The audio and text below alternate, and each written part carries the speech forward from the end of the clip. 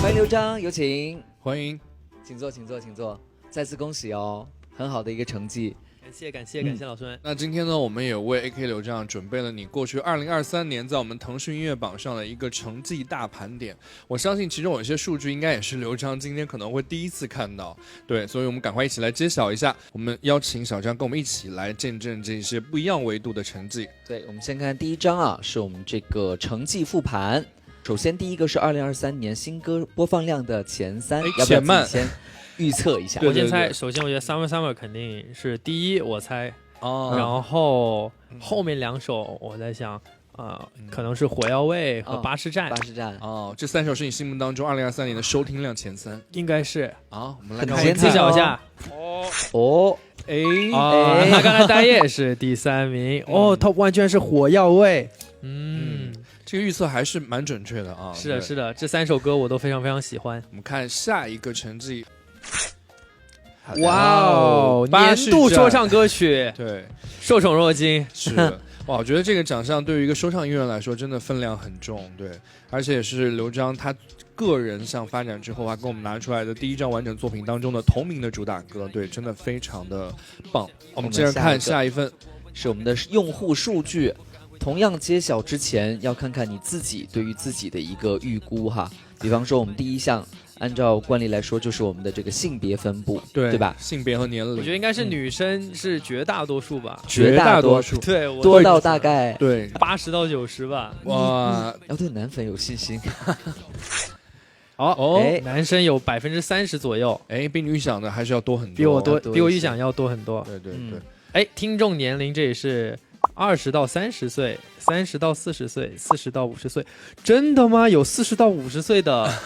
是很权威的，就一定是有这个年龄段的人在我们的腾讯音乐榜上面听你的歌曲，我们才会统计到这个数据。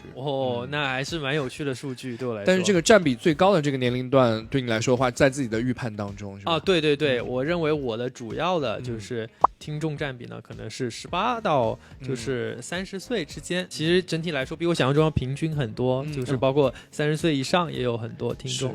其实对于一个歌手音乐人来说的话，就是一个很棒的分布了，代表大家在不同的年龄段都有关注到刘璋的作品。那对于这些不同年龄分布，他们的歌曲喜好，你有没有自己的一个想法？我不想了，我们直接看好不好？好的。15岁以下如果有魔法，16至18岁 It's gonna be alright，19至22岁巴士站，23至25岁Summer， 26至30岁火药味，31至40岁I'm not gonna die yet。这个在你的预料当中吗？这个其实有点不在我预料当中，我以为就是会有更多的年龄分布中会有 Summer 这首歌作为第一名。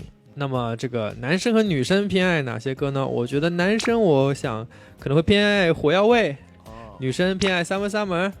我觉得这是一个比较好的、比较合理的预测。是的，对，我们看一看是不是这样呢？女生最喜欢的居然是 It's gonna be alright， 男生的确就是那首火药味。那如果让小杨跟大家分享一下，你觉得为什么女生会选择你的这首作品最多？因为这首歌比较舒服吧，就是她听了以后会有比较治愈的那种感觉。对，每次我自己听这首歌的时候，包括演唱的时候，我都觉得很放松。是的，对，很舒服。好的，以上就是2023年的这个成绩复盘。这张作品正式发表了之后，在腾讯音乐榜上取得这么好的成绩，那你会去看大家对你这张 EP 的各种各样的反馈和评论吗？在这个过程当中，有没有什么让你觉得大家让印象深刻的一些反馈啊之类的？我觉得，其实我有看反馈，然后整体来说对这个 EP 的反馈还是比较正面的。那么其中印象比较深的，我就是记得大家对火药味就是虽然它不包含在这张 EP 里面但是它作为先行曲呢，我觉得感受到很多人对这首火药味的喜欢，就是他们说AK 这个炸的这个风格终于回来了。然后对这个印象比较深刻。对，除了给大家看到的这些音乐作品之外呢，其实你在2023年呢也开启了自己的巡演嘛。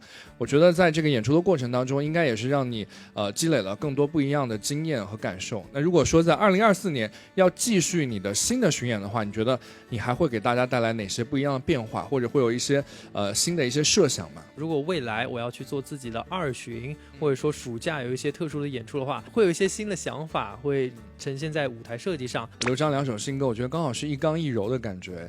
这2首作品是不是跨国的创作，对吗？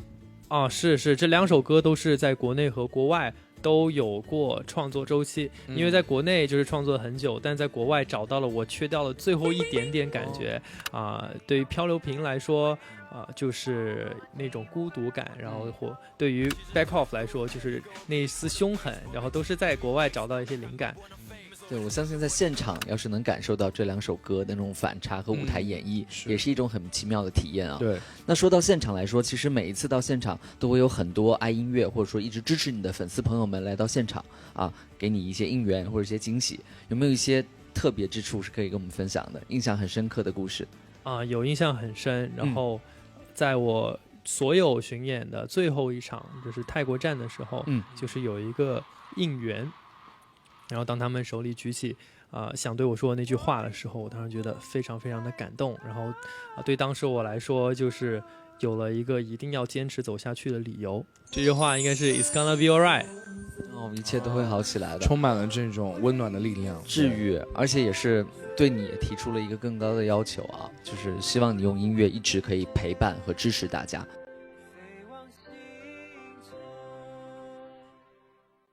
那如果说让你大胆的去想象一下我要在这个舞台做一个逆应援，有没有一些想法？想呈现什么给粉丝朋友们？疯狂的洒水。可能这个在寒假专场的话，可能显得没有那么有趣。就是暑假的话，每次洒水都是很开心的一件事情。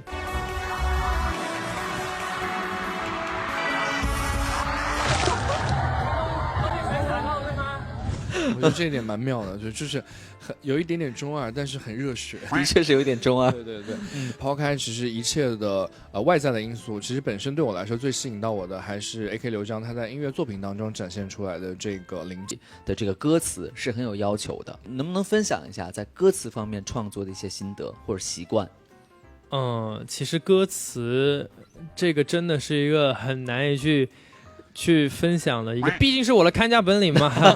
也不是这么说啦，其实有的时候歌词有一些很妙的歌词进入脑海里面的时候，其实就是我在放松自己，然后去感受情绪进入自己的脑袋，然后歌词自然而然的会出来。它很多时候一些很妙的句子，它就是灵感，就是突然灵光一现，然后你就必须得把它给记录下来，不然的话它就会溜走。所以你要说有什么技巧呢？其实真的很难说，就是真的其实就是灵感。所以是平时都会有记录和收集的习惯并不说是一气呵成，对吧？会有收集的习惯，然后一气呵成的时候也有，但是有的时候在一气呵成之中又会找到一些位置可以去填放以前灵光一些那种特殊的灵感，这样有的时候就会有一句点睛之笔的那种句式出现。你看一谈到这个创作的部分，它真的其实它是可以滔滔不绝的。对，好，那接下来呢，我们有一个趣味回应的环节就是我们来念出一些题目，然后你根据我们的题目呢来给出回应和问答好不好？好，第一个是对粉丝们说的什么什么什么，这些梗好了不要再提了。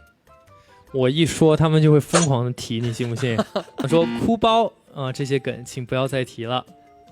突然脑海里就有画面了。下一个就是有一些特别搞的那种图也请不要再提了。创意很好，下次不要了。说我做饭好吃这种话可以多说一点，下次在这个现场的时候先让大家可以当做对粉丝应援的一种。对，入场凭票领一碗炒饭。可以。好，接下来对自己说。那么我想说，轻松愉快的歌曲我一定要把它完成，因为我觉得最近的歌呢，要么就是比较炸的，要么就是特别 emo 的，然后我现在的心情也有回暖，然后想要去创作一些愉快的歌曲。这方面我很期待很期待。我想看到一个小清新小温暖的 AK 刘璋。还有想要完成的事情。我希望我可以快速抓紧的完成我的学业，这样就是可以把所有的精力就是集中在音乐创作上。当然这个学业的过程中也可以体会到很多不同的心情，然后帮助我去辅助创作。其其实在学业和工作当中，我相信肯定是还是要找到一个平衡点的，特别是你又是一个创作者。我想问一下，你有没有那种就是会给自己很大的创作压力，但是可能会觉得这个时间就是不够，会有这样的一个情况吗？就是比起说时间不够的话，更多是就是觉得一首歌在完成的最后阶段就觉得差点意思，然后就把它废稿。就是我最近发一首新歌叫 Back Off，这首歌呢之前就是写了一半，然后就是总觉得差了一点什么，但是后面就隔了很久以后，突然有一天灵感爆棚，然后回去把这首歌就填满了。